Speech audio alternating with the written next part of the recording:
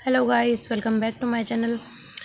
आज हम थोड़ी सी लॉन्ग वीडियो बना रहे हैं जिसमें हम बताएंगे सीपीयू शेड्यूलिंग के बारे में। ठीक है, तो बिना देरी किए शुरू करते हैं। और अगर आपने अभी तक मेरा चैनल सब्सक्राइब नहीं किया तो आप चैनल सब्सक्राइब कर दो प्लीज़, क्योंकि आपको इसमें पूरा का पूरा कंप्यूटर से रिलेटेड सब कुछ पढ़ाया जा रहा है।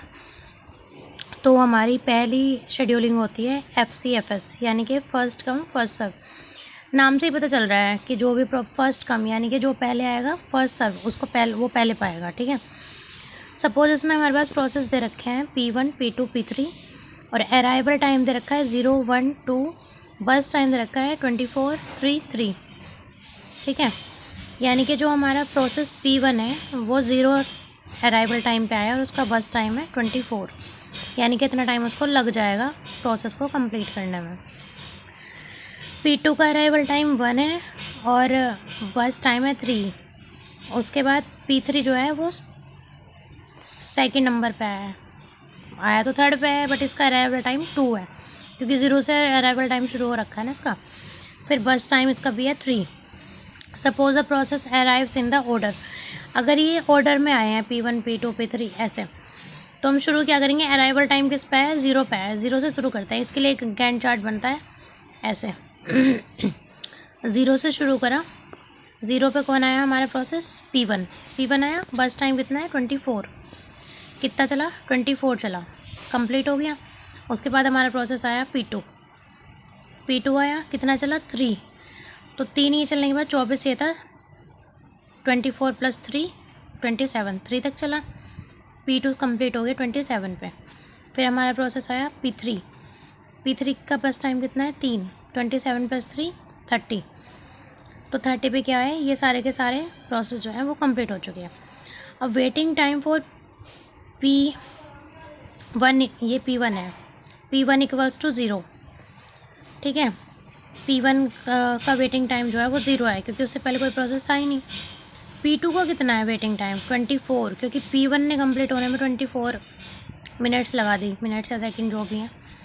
ठीक है, तो P2 का ये है। और P3 का क्या है, P3 का है 27, क्योंकि इन दोनों के कंप्लीट होने के बाद P3 क्यू में आया है तो इसका वेटिंग टाइम आ गया 27। अब अगर हमें एवरेज वेटिंग टाइम निकालना है, इन सब प्रोसेस का एवरेज वेटिंग टाइम कितना हो जाएगा, 0 + 24 + 27, क्योंकि यहाँ पे तो आ ही गया था 27 में P3 भी आ चुका है। वेटिंग टाइम निकालना है ना, तो एवरेज वेटिंग टाइम आ जाएगा हमारा 17। और 3 प्रोसेस हैं तो 3 से डिवाइड कर देंगे। तो ये थी फर्स्ट कम फर्स्ट सर्व, जो पहले आएगा उसी को पहले एग्जीक्यूट कर देंगे। ठीक है, उसके बाद हमारा ये तो इसी का ही टाइम काउंट दे रखा है, आप देख लीजिएगा कैसे होता है ये। ठीक है, ये है कॉन्वे इफेक्ट के साथ। उसके बाद हमारी आ जाती है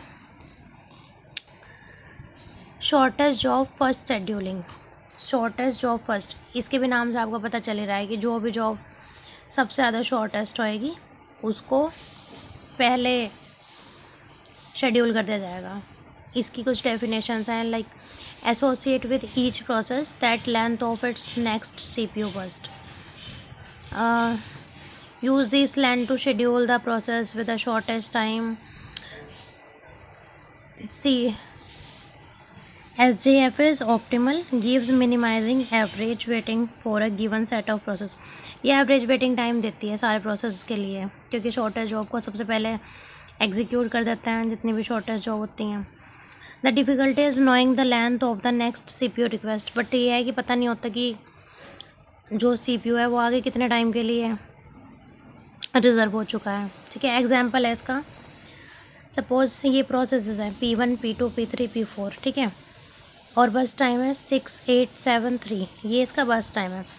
तो इसमें हम देखेंगे SJF चार्ट बनाएंगे, इसमें हम देखेंगे ये सबसे शॉर्ट टाइम किसका है, बस टाइम जो है ना, शॉर्टेज ऑफ फर्स्ट है, तो सबसे कम टाइम कौन सा प्रोसेस ले रहा है एग्जीक्यूट होने में, कौन सा है 3, यानी कि P4 सबसे कम टाइम ले रहा है। तो हम सबसे पहले 0 है, इसका भी 0 अराइवल टाइम मान लेते हैं। 0 अराइवल टाइम पे P4 को भेज देंगे प्रोसेस होने के लिए।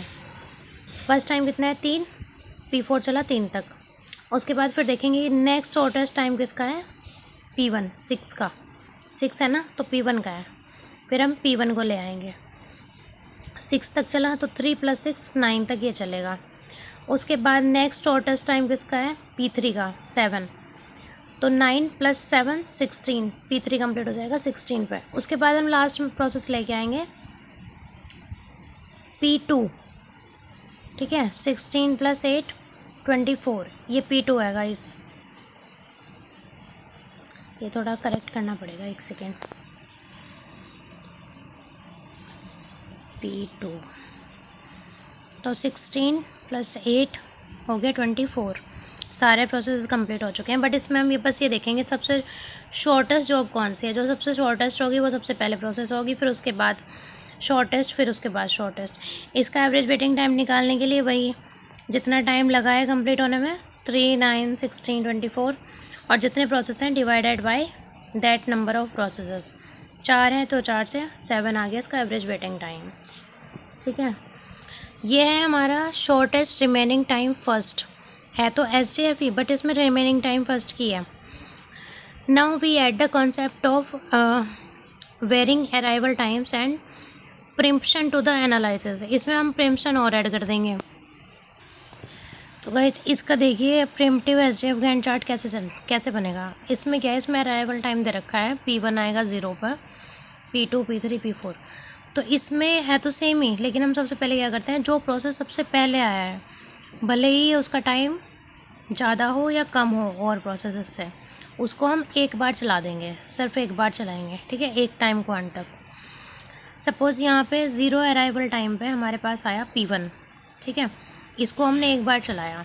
उसके बाद हम देखेंगे कि इसका जो टाइम है वो सबसे शॉर्ट है, इसका है 4 का, ये हमारा बच गया 7। एक बार चला दिया हमने इसको, ये हमारा 7 बच गया, ठीक है। अब इनमें से सबसे शॉर्टेस्ट टाइम किसका है, 4 का। 4 किसका है, P2 का, तो हम यहाँ पे P2 ले आए। 1 + ये 4 5 हो गया। उसके बाद देखेंगे किसका शॉर्टेस्ट टाइम है, 5 का। 5 किसका है, P4 का, तो यहाँ पे हम P4 को ले आएंगे। P4 का टाइम है 5 ऐड करेंगे, 5 + 5 10। उसके बाद हम दोबारा से देखेंगे किसका शॉर्टेस्ट टाइम है। अब 7 और 9 में से तो किसका है, 7 है। ये किसका है, P1 का, तो हम प्रोसेस P1 को दोबारा से ले आएंगे।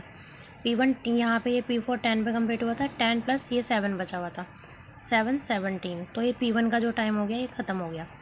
उसके बाद लास्ट प्रोसेस कौन सा बच रहा है हमारा, P3, उसका बस टाइम कौन सा है, 9, तो 17 + 9 = 26, ठीक है।